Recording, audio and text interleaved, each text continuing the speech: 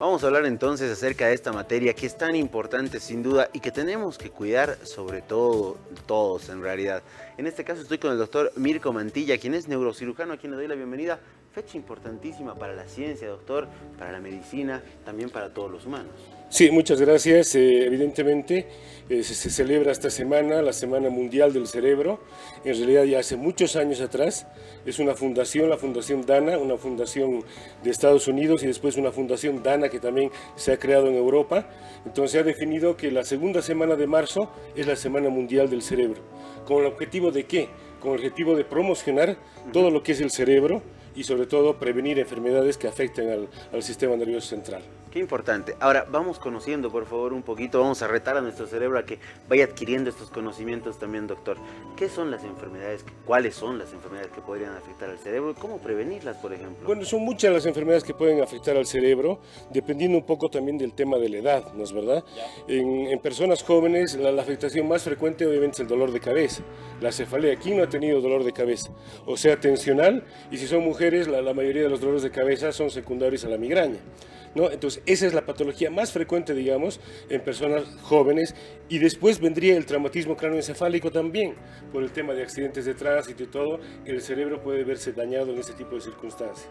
Y en personas mayores, digamos, ya la patología más prevalente, lastimosamente, es el accidente cerebrovascular. El ACV, como El ACV, exactamente, tanto el isquémico como el hemorrágico.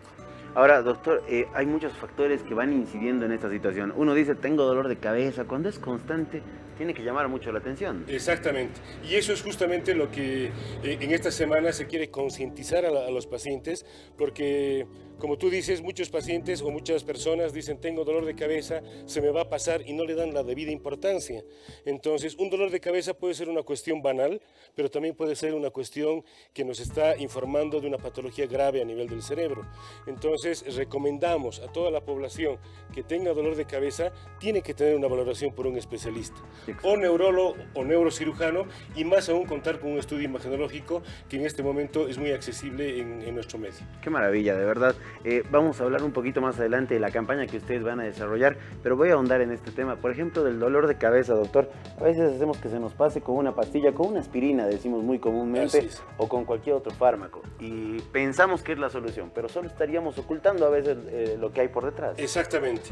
Hay muchos pacientes que con tumores cerebrales, por ejemplo, que la primera manifestación es un dolor que puede ser muy sutil, un dolor que uno no le puede dar mucha importancia y que a la larga ya puede ir generando secuelas importantes. Y también tú decías de que toman algún medicamento, entonces eso tampoco es recomendable, ¿no es verdad? Claro. La automedicación en nuestro medio es muy frecuente, lastimosamente, y van a la farmacia y la mayoría de los farmacéuticos dejan medicamentos específicos para migraña a cualquier paciente que tiene dolor de cabeza.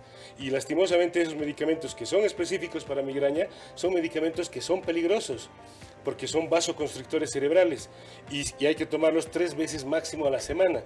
Si ese paciente toma más de este tipo de medicamentos, inclusive puede generar en un infarto cerebral, porque son vasoconstrictores cerebrales, cierran las arterias del cerebro y te pueden provocar una cefalea de rebote.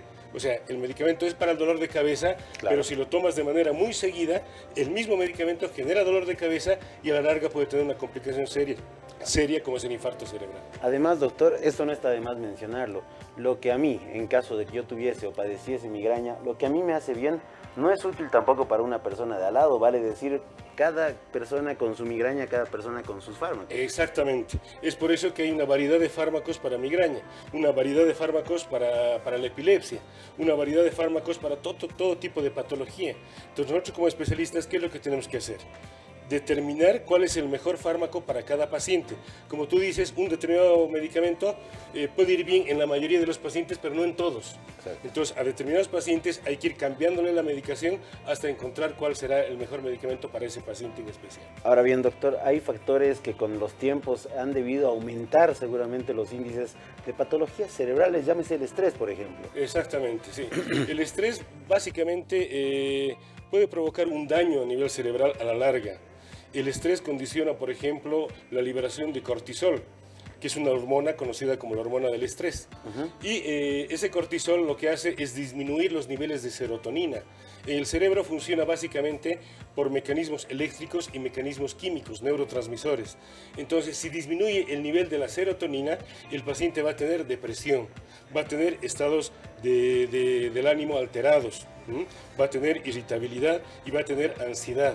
Entonces, básicamente, ese es lo más importante en cuanto al estrés, que puede provocar o desencadenar un síndrome ansioso-depresivo por alteraciones de neurotransmisores. Y obviamente el estrés también te condiciona la cefalea tensional, que es súper frecuente y que es de predominio occipital. El paciente tiene dolor en la nuca, como si le estuvieran apretando la cabeza, y el cuello se pone rígido. Es la típica cefalea tensional. Imagínense cuántas situaciones. Ahora, Doc, hemos hablado mucho de las patologías. Hablemos de prevenciones, llamémosle caseras. Por ejemplo, un buen sueño ayuda al cerebro, una buena alimentación. ¿Cómo se mima el cerebro, por ejemplo? Indudablemente, ¿no? El tema del sueño es fundamental. El cerebro tiene que descansar, el cerebro tiene que soñar, digamos, ¿no? El paciente tiene que tener un sueño. Nosotros lo clasificamos en sueño REM, de movimientos oculares rápidos, y sueño no REM. Entonces ahí es donde el cerebro realmente descansa, ¿no? Ya. Lo otro importante para el cerebro es el ejercicio físico también. Aunque uno no lo crea, si uno oxigena su cuerpo, el cerebro también va a recibir mayor oxígeno. Entonces tú tienes que saber, o todos tenemos que saber, de que el cerebro consume bastante oxígeno y bastante glucosa. Claro. Entonces el tema de la alimentación, el tema del ejercicio, el tema del sueño, el tema de disminuir los niveles de estrés es fundamental para tener un cerebro saludable, un cerebro sano. Hablábamos de la actividad física, la alimentación. Muchas veces nos decían comer pescado es muy bueno para el cerebro. Es cierto, hay cierto. alimentos que también nutren nuestro cerebro. Sí, sí, es cierto. Por ejemplo, el pescado es un excelente medicamento por el tema del fósforo y por el tema de vitaminas que tienen para el metabolismo cerebral. Ahí está, hay que ir conociendo más de nuestro cerebro, hay que ir seguramente erradicando algunas situaciones, pero sobre todo hay que cuidarlo, doctor. Y justamente vamos a ir al tema principal, que es una campaña que ustedes están desarrollando por esta Semana del Cerebro, que es importante. A veces vamos al dentista cada 6 meses, vamos al oculista para hacernos medir los lentes, pero nos olvidamos de otros órganos que son vitales para la existencia. Y fundamentales, sí. Esta semana, como es la Semana Mundial del Cerebro, el Hospital Arcoíris está desarrollando una campaña que va a durar esta semana de marzo, que consiste en una valoración por el especialista o neurólogo o neurocirujano del hospital, más un estudio tomográfico, un estudio imagenológico del cerebro. Esto es totalmente preventivo. Sin ningún síntoma yo podría ir a hacerme una valoración. Sí, podría ir, aunque en general invitamos a toda la gente que tenga dolor de cabeza. Ya. Todo paciente en la actualidad, digamos, que tiene episodios de cabeza repetitivos o que tiene un dolor de cabeza súper fuerte, tiene que tener un estudio imagenológico de base. Una tomografía que no nos muestre ninguna lesión. Entonces uno como especialista, como médico, se puede quedar relativamente tranquilo, pero debería tener una tomografía de base. Ahora, adelante. Entonces a eso nos enfocamos, digamos, ¿no? Porque ya hemos hecho varias campañas en cuanto a cefalea y a tomografías. Ya. Y en esas campañas hemos encontrado muchas lesiones que no eran evidentes, obviamente, en el examen clínico. Por ejemplo, tumores cerebrales en crecimiento, tumores pequeños, cisticercosis, que es relativamente frecuente en nuestro medio, Sí. tumores de hipófisis.